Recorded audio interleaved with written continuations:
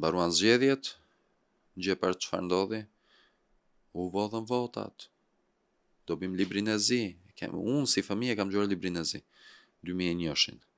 S'më lini shumë prindërit shija parlament me drejt, sikurse se lën gocën, por kemi një përsëritje.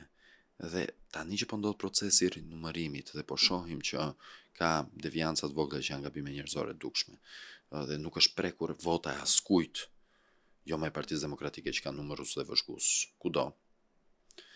Tani prap nuk do të ketë një ndëshkim moral apo një reflektim nga ana e opozitës që thotë që shiko se ja futëm kot. Krejt e kundërt do të vazhdojnë me të njëjtën retorik. Do të vi parlamenti shpresojnë mos kemi bojkot. Pse e them këtë? Se është bërë rutinore, është bërë normale. Sa nis parlamenti ka bojkot. Shpresojnë mos ketë parlament që kalon në konfrontim fizik. Pse? Ky është shembulli që ne duam t'ju japim fëmijëve tanë, pra çfarë ju them ne fëmijëve tanë? Ne ju themi që mënyra se si ju duhet veproni është përmes dhunës fizike, përmes mungesës së ideve, përmes sharjeve dhe fyerjeve, përmes mos pranimit kurrë që ti mund të humbasësh, përmes bullizimit. Ky është modeli që ne ju themi fëmijëve tanë.